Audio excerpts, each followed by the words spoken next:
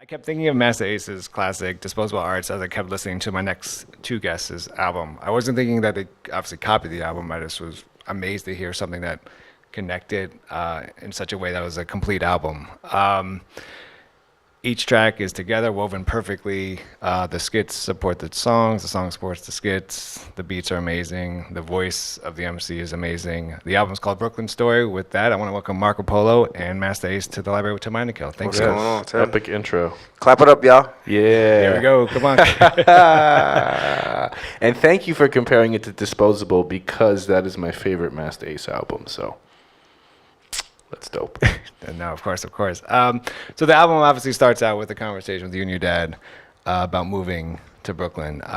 Yes. I am a Washington Heights kid, so I'm going to take offense to that. No, just joking.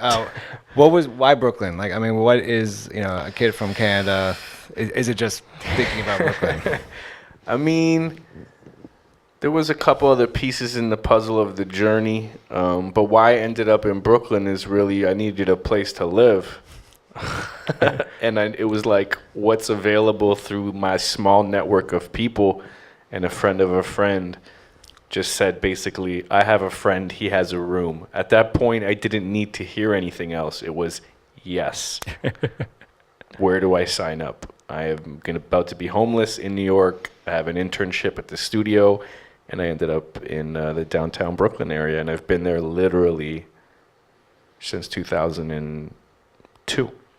What were your first impressions when you got to Brooklyn, from a personal standpoint, but also from a music standpoint? Fear is the first one, just because living in the suburbs of Toronto, Canada, which is definitely, you don't have to think about certain things. And then my introduction to hip hop, and through the music, just learning about New York, there's a bit of like, they paint a picture. Yeah. You know what I'm saying? And so when I got there, my neighborhood seemed cool, but it's a big park there. My roommate, who was born and raised there all his life, was telling me the stories of every night them pulling bodies out of Fort Greene Park, but now I'm looking in the park and I'm seeing people walking their dogs. I'm seeing kids. So things were changing, but I definitely had my guard up when I first moved to New York. And when I first moved to New York, there was even a different energy going to concerts and rap shows. I felt like I would go to shows, and at any moment, sometimes something could happen, which is so different than how it is now. So fear mixed with excitement, to sum it up. Ace, what's your earliest memory of Brooklyn for you? I mean, for your personal, but also for your music. Well, my earliest memories of Brooklyn is my childhood. That's my entire childhood. I was born and raised in Brownsville, Brooklyn. It's all I knew. I didn't know about a world outside of Brooklyn. I didn't know about other boroughs. I mean, I heard about them, but I had never visited any other boroughs. And my neighborhood was really all that I had to go by. And so I thought that all of Brooklyn was the same way. We played different games in the neighborhood, and we had tons of fun as kids. There was a swimming pool in our projects right behind the building, so we went to the pool during the summertime. Literally every day we were in there for 3 hours, 4 hours. Playing around in the swimming pool, and then the DJ around dusk, the DJ would bring out equipment out into the basketball court and set up turntables and big giant bass bottom speakers and start playing music. And What year was that? Man, that was probably 78, 79. So you weren't hearing rap songs, you were hearing disco and breaks Disco. and stuff like that. Straight disco. Good times, bounce, rock, skate, joints like that. And the older kids, because I was too old to really be in the park, so I would be on the outside looking through the fence, and the older kids were in the park dancing, smoking weed, just partying, like afros. Everybody had afros. I have a question now. Did you ever, because one of a classic New York thing in my mind is when you go on a block and you see the fire hydrant unscrewed and water spraying and kids playing in it. Did you guys do that? Or did you know how I personally didn't Probably do as that. a kid, you didn't have the technology. No, to I make mean that it was happening directly in front of my building, but it was like a no. And so my grandmother was very much a stickler for rules and regulations, and But somebody did it. that was illegal. So I would literally sit in my window, 7th floor, and look right down at all these kids, shirtless kids, running around through this gushing fire hydrant, and there was this technique where they would take like a can from the pantry, like a beans can, and they would cut the top off and the bottom off, so it would create a tube, and they would put the can in front of this gushing hydrant and make the water go up into the air. Ah. I don't know if you remember, there was a scene in a Spike Lee movie, Do the Right Thing, where the Italian dudes was coming through with this really nice car, and he's like, "Hey, hold that water." And then they're like, "Okay," and he sits on the pump and lets the water go down, and then as soon as he starts to go in the convertible, they let it go and shoot the water into his car. Well, that happened like right in front of my building a couple times. And the great words of my father, he said, "Necessity is the mother of invention." It was hot, and yeah, it was hot, and dudes wanted to cool off, and you had to pay to get into the swimming pool, so it was like 50 cents or something. That was big money back then. 25 cents to get into the pool. If you didn't have money, you had to open a hydrant. Yep. Or the Johnny pump, as they called it. Okay. So that was a New York thing. I wasn't wrong for thinking that. No, it was. Because now it's gotten harder because they've actually put in like real locks on the Oh, tops yeah. and stuff They like had to that. lock 'em now up. you- And rightfully so. And now you have to have the firemen No come point in to- wasting water. And it would lower the water pressure, so if there was a fire in the area, the fire department couldn't use their hoses as effectively if those pumps were Of course. Yeah. lowering the pressure. Oh, wow. Okay. Off track, sorry. So obviously you've known Brooklyn for much longer My life. than- My whole for your life. whole life. You've Ace only is known Brooklyn. 18 years. Brooklyn for you has changed a bunch. Definitely. Brooklyn for you has also probably changed a Absolutely. If bunch. it's changed for me, I can only imagine for Ace. How has that change kind of do you think affected your creativity in terms of like and even future artists' creativity? How has that change actually affected them, if it has at all? I don't know. I guess kids are going to rap about coffee now. I don't know. You know, Americano life. Yeah, I don't know. It's, you know what, I use, what's that artist's name with the Panda song? And that's no shots to him. Designer. That was the first time where I realized that, because to me, when you say New York, I'm going to associate it with a sound. And if you played me Designer's music, I would have no idea he was from Brooklyn. Right. At That's all. true. So the moment I found out he was from Brooklyn, I realized things had changed in terms of whatever I thought the New York sound was. It essentially could be true in my mind, but it has changed drastically because you can have artists that literally sound like they could be from anywhere, Right. you know? And so, yeah, that hit me hard when I figured out he was from Brooklyn. I was like, whoa. Some of that is, to me, is based on what New York radio has turned into, because these kids, they grow up on what they hear on the radio. They're 5, 6, 7 years old. They're listening to a certain type of music, and that's what's on the radio. That's the commercially available music to listen to, and so they were raised when Designer was probably a kid. They were probably playing nothing but down south music on the radio, and that's all he heard. And so this new generation of young spitters in Brooklyn and New York City, period, they were raised on a down south sound, the trap sound. So if you listen to these kids, they bringing you their demos, or they're sending you their SoundCloud. It's all trap beats because that's what they were raised on. That's New York. And That's New York radio's fault. Though. Shouts to Marlon Craft. You can read the back of my hoodie. Take New York back, no doubt. There you Hashtag. On the track, actually, I'm gonna get into that. On the track Kings, you guys addressed this issue, the argument between two generations. Yeah.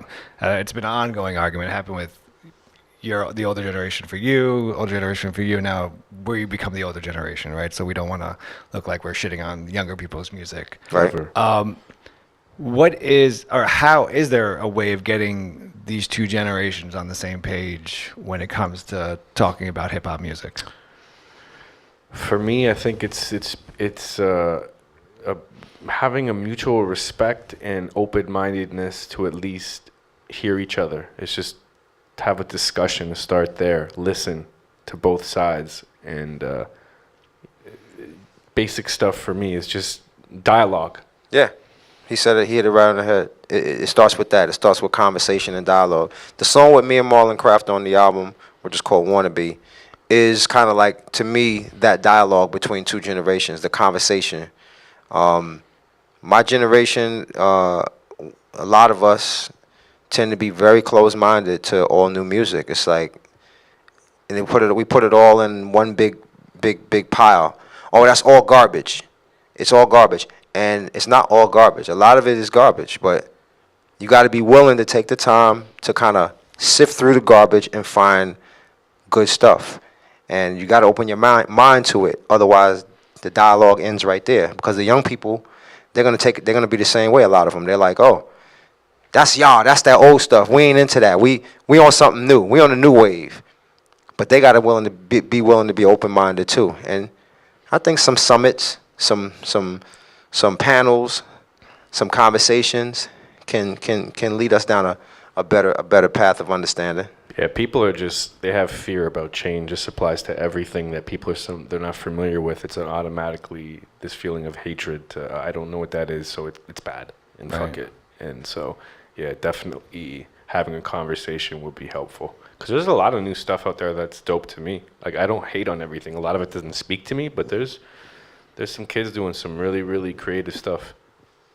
What was the conversation like? I mean, prior to making this track, Kings. I mean, how did the concept come about?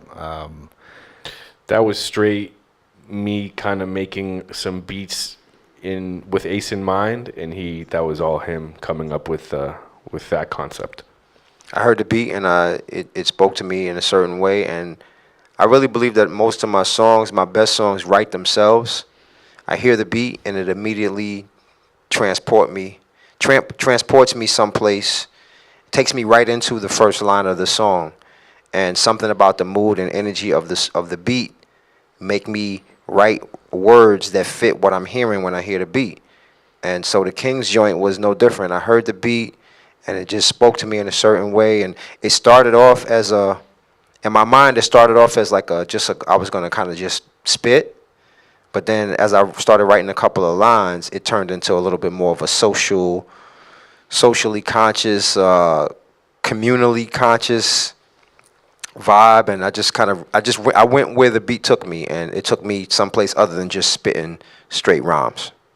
Marco, I think the great thing about this album is that all your beats fit Ace's voice perfectly. Thank you. From a producer point of view, especially with Ace, is there kind of a beat or sound that just wouldn't work with him? I mean, I make tons of beats that Ace might even say are dope, but that would not be for him. I think that's what's good about this album, is that this is the first time in a long time where I was pushed to do something a little bit different than I've been doing with the last 3-4 projects, which was just aggressive Timberland hoodie, smash you in the face. And I love that all day. And I think we have some joints like that on the album, but this forced me to show my versatility, get some melodies happening, some more emotion, some more feeling, and nothing but good things come of that for a producer to kind of switch it up. The moment you start doing the exact same thing all the time, I think is when you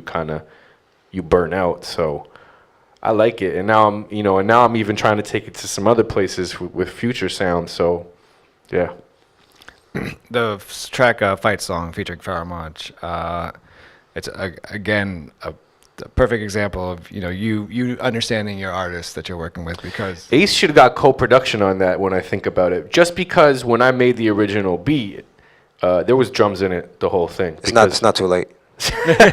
He gets it. He gets co-production on the subtractive suggestions that really made it the thing that it is, because I am known for drums. Me making beats with no drums, I mean, it might happen once in a while, but yeah, that originally the drums were rocking through the whole thing, and he was like, do this. Take the drums out here, bring them back in here, and then the drums went through another change. So his idea to remove the drums literally made that song much more emotional, because it's really about the vibes and their words for the verses. And I was adamant, the original drums that you had. Oh, he didn't like them. He was like, they cool. He's like, try and take it somewhere else. So I had some original break beats that my boy J-Zone played for me. Shouts to J-Zone, and it worked perfectly for the hook. But I just think it adds to the up and down, the epicness of it, because when the hook finally comes in with the drums and everything, it has a feeling. Yeah. When those first two parts of the first part of Pharaoh's verse, but also the first part of your verse, right. That's to me highlights also you being able to use your voice as another instrument. During the writing process for this, I mean, when you know your voice is going to be that third, fourth, fifth, whatever instrument, do you have to write differently, or do you approach it differently? Do you approach the track differently? Nah, I honestly, this is another one of those cases where the beat spoke to me. I couldn't write to the beat until he structured it the way I wanted, which was no drums in the verse. I couldn't write to it when the drums were in there. So once he, restructured it, and I had that section of music without the drums, that's when I was able to really, really get in there and figure out the lines. And it's so interesting because certain songs, I actually remember where I was when I started writing them or wrote most of it, and I was in my car driving on my way to the Bronx to speak to a school of junior high school kids, and that's where I came up with those first maybe 8 bars. Was like in the car. Shouts to Paul Barman. Shout to MC Paul Barman who gave me the idea to even do the song. He's the one who hit me up one day and was like, I think you should do a song about, where another MC is MS and you're kind of battling this other MC. And the idea, it was such a dope idea, but I didn't have a beat for it. I was like, I don't think I have anything for that, but if I come across something, then I'll consider it. And this beat was, I'm pretty sure you had given me this beat already, but it was the old way. And then as I thought more about it, I was like, this could actually work for that idea. And man, Paul Barman, thank you for the inspiration and the idea, and what a song. How did you guys know Pharoahe? I mean, how did you guys know? I mean, it feels like You can't just ask any MC to become multiple sclerosis. Like, I think we both, one of the good things about working with Ace and me is I think I could be a little more random, but it's not just he's dope, put him on the track. It's like, let's really think who would sound good on this, who's appropriate, what makes sense. And who can pull it off. Right. Yeah. And that's, I'm fortunate enough to have worked with Pharoahe and have a relationship with him. And, it had to be some over-the-top, special skill set MC shit. And I knew he would get it, and I knew he could become the character we needed. And she sure did. Like we said, this album kind of takes us on, I think, your hip hop journey. Yes. And you use that through skits, voicemails, etc. Yes.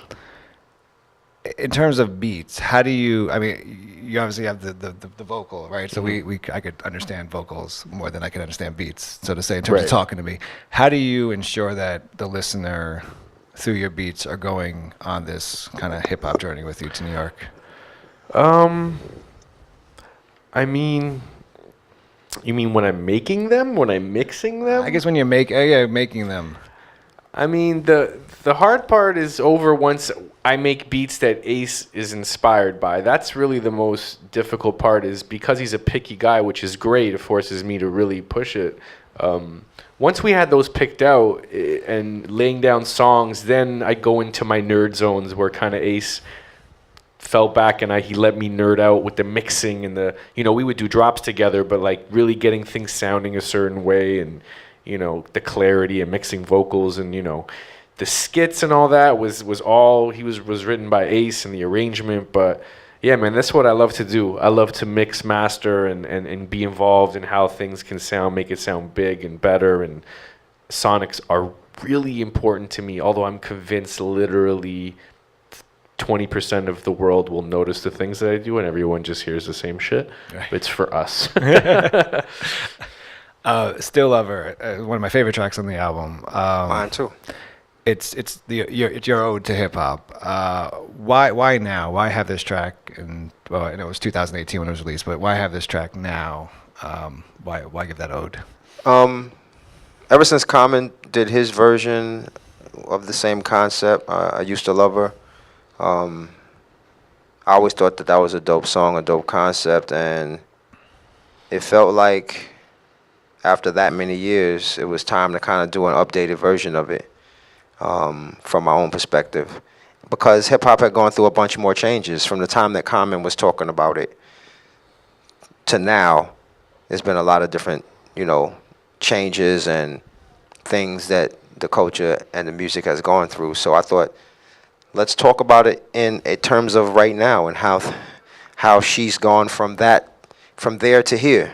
And so I that's what I did. I wrote it from that perspective, and that's one of my favorite tracks on the album as well. Oh, what's your favorite way, from a kind of a producer point of view, to give your ode to hip hop?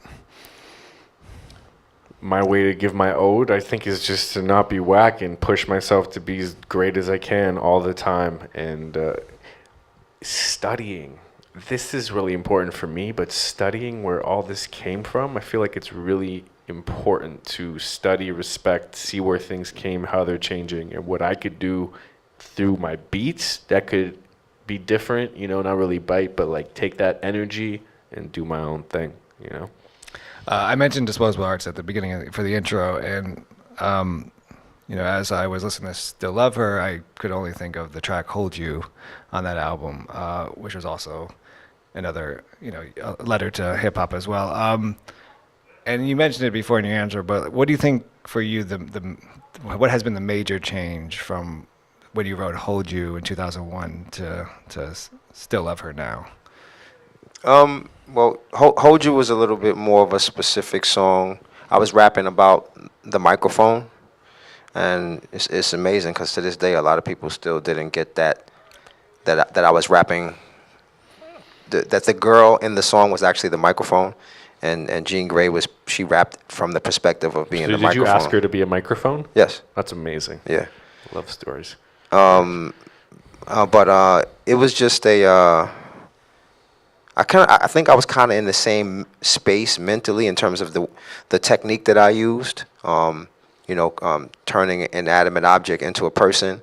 In both cases, it was a female. But for me as a writer, those are like great challenges from a writing standpoint, to see how well I can weave this love story and make people really listen to it on face value as a love story and really truly believe I'm talking about a female, and then find out later or after 10 listens that, oh wait, this is not about a girl. For me as the writer, that's the challenge, to be as creative as I can and to be as specific as I can and make really real people in to believing that I'm talking about a girl. And then that discovery at some later date when they find out, maybe at this interview, where they find out that it's, not about a girl. Now I want to listen back and see all of the hints that were dropped and see what I missed. And when you listen back after knowing, you hear all of the. You got a new appreciation. Yeah, you hear it all. New. Yep. The track American Me. All I can think of is we're obviously in the era of a Trump presidency. Yes. How for both of you has it at all? How has the creative process, I guess, inspiration process changed or stayed the same, or does it even fucking matter with Trump being president? It hasn't messed up my creative inspiration. It's definitely contributed to anxiety, stress, and anger in my life just by completely disagreeing with how he moves and how he views things, and his ideas is not my ideas. And I'm an immigrant. I'm Canadian in America, right. So it's especially important for people here on green cards to be aware of what he's doing, because it could definitely affect the future. For people that want to move here and, how we're looked at. Obviously, I'm white. It doesn't really apply to me like other immigrants that move here, but it's scary times. So I just, I had to really be careful as I was writing this album, because I knew that I wanted to speak on some issues, some political issues, some social issues that were bothering me, but I didn't want to hit people over the head with a piano. Mm-hmm. And so what I tried to do was kind of sprinkle in thoughts and ideas throughout the album in different certain key songs, certain key moments. American Me being one of them, but I tried to do it from the standpoint of being more thought-provoking than preachy. And so you'll hear me ask questions on songs, but not answer them, because I'm leaving it up to the listener to hear the question and then to come up with their own conclusion as to what that answer to that question is. So it's just kind of my way of, creating dialogue within us, within ourselves. I don't necessarily give you my point of view on certain topics. I just raise the questions that we can, potentially talk about at a later date. Do you think, just music in general, do you think it's become more important now, or is it the responsibility of music to continue to ask these questions? It's always been important for artists in their music to ask questions, to push the envelope, to test the status quo. And I understand that not every artist is gonna feel comfortable doing that, feel qualified to do that. Maybe cats are a little bit too young.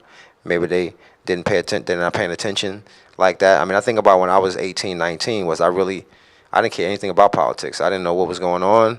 All I knew was, as long as it didn't, as far as I could tell, affect my day to day, I was good.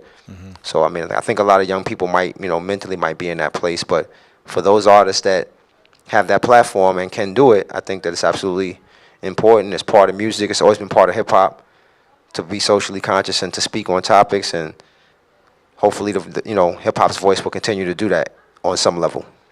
The last track on the album is your mom talking about your song Nostalgia, and it's a skit.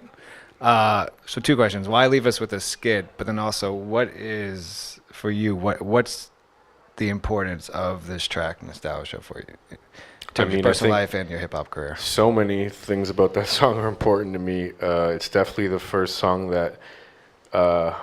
If I had a song, like, I don't have a hit record in my career, but if I had a song, it's that one. But more importantly, it's the catalyst, I think, to this album happening. It's because of the love that song's received, and Ace has probably noticed over the years, we do it in the shows, and it was the idea of us making music seemed to be cool to people, and it definitely put the battery in the pack to discuss a full album. So.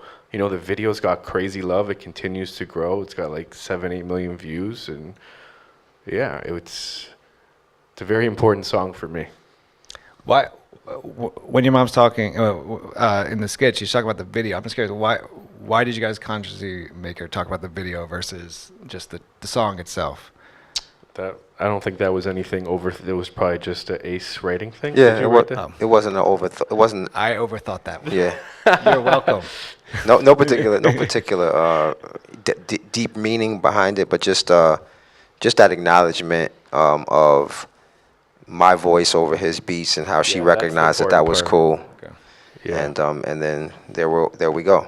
Yeah, and that's, even though he wrote it, it's something she would have called me and said anyways, because she's just that type of person. So shouts to my mom. Love you. A couple more questions. So obviously you're working together. You have this incredible album together. You're on the track Nostalgia. But what was, for you, Marco, what was that first Ace song you heard or verse that said, hey, I got to mess with this guy? I definitely heard some of the older joints, like the Symphony was probably the first time I heard Ace, because I wasn't listening to hip hop when the Symphony came out. I don't even know how old I was, but I had discovered hip hop a little later, so I went back and did my research, like kind of like going to a library. But the album that resonated, He Knows It, is Disposable. When I moved to New York, I feel like it had been out. It came out around 01, which is same exactly year. when I moved. So I remember going to Fat Beats to buy records. And Don't Understand, I remember I walked into Fat Beats one day and Don't Understand is just blaring, and I'm like, what is this? And then that album was really important to me because I connected to me moving to New York. So the irony of this album being a part of that time frame and me coming up to me now doing an album with him is so bugged out now that I think about it. But yeah, emotionally, Ace was going through some things during that time and probably didn't want to rap anymore and was trying to figure out the next move, and all that went into, like, I just feel the emotions. Tracks like Dear Diary, No Regrets, and just Like when Acknowledge comes on during the shows, I still get like so hype as many times if we've played it. So yeah, that's that whole album is my shit. Good job, buddy. It's a good album. Thanks, Marco. And Ace, for you, what was the first? I know the story with him approaching you after a session with a CD that has been told. But besides the beats that were on there, was there something that like that he officially produced that you heard that kind of said, "All right, this guy knows what he's doing"? It was the Beat CD. Yeah, it was really the initial beats that I heard because what you don't know is that the original beat CD that he gave me, I didn't pick anything off that CD, but he sent me a follow-up group of beats. And on that CD, Nostalgia was on that CD, but and the song that I wound up doing with Big Noid from my album Long Hot Summer was on that CD. And the beat for You and I, which is one of the songs off this album, was on that CD. Yeah, that beat is like old as shit. It got a little bit of a spruce up, but for the most part, that is I've held that beat. 18 years. No, not because you gave it to me. I feel like I gave you that beat CD when you did that show in Toronto at the Opera House with EMC. Around 04, 05. Because that was Well, it could have been 05. tossed around there for the EMC album, and everyone passed, and you're like, I like this, I'm going to keep it. Ace would keep pitching this beat. I think you probably maybe even pitched it for Edo album. Not that one. Not that one. Not that one. The Get Shot beat I pitched for Dikembe, that. right. So yeah, You and I and Get Shot are... I've held on to for a long time, but it just kind of shows you that I really felt like those were timeless beats. If I can hold on to a beat that long and, 8 years later, still feel it, Right. and then write a song to it after 8 years, that lets me know that I made the right choice. And that's a lot of the music that Marco makes for me has been those kind of timeless joints, and he's good at that. He's good at that. Last question for both of you: is there and different answers, probably obviously, but is there one track on this album that kind of like defines, and probably is going to change, whatever, could probably change tomorrow, but defines kind of the mission of this or the goal of this album? Good question. I always struggle with this in terms of even just picking my favorite song. I think Ace Still Lover is his with confidence his favorite song. Yeah, but he's asking a different question. No, I know what embodies. No, I get it. To me, it's Brooklyn. It's Brooklyn. I might have to agree with that. When I hear those pianos, that the music on that joint, it takes me to the streets of Brooklyn on a hot summer day. Everybody's out, the girls got the little, the spaghetti strap tops on, the short shorts. The cars are rolling by playing music. And the drums come in and smash you in the face. It's just so hot that nobody wants to be in the house. So everybody's outside of their house, and you can look up in the window and hear air conditioners going, and you can see water dripping from the air conditioners. Some people got fans in their windows, and it just feels like Brooklyn on a hot summer day, and it really sums up the whole entire album for me, anyway. I can't even argue that. I'm just gonna cop out and agree with Ace on that one. It is. That's the defining song for the album. Works for me. Marco Polo, Masta Ace, new album, A Breukelen Story, incredible album. Thank you. Thanks, man. Thank you too for being. Thanks to everybody for coming out. Yes. Appreciate y'all. We'll do meet and greet later. Don't worry Meet about and it. greet.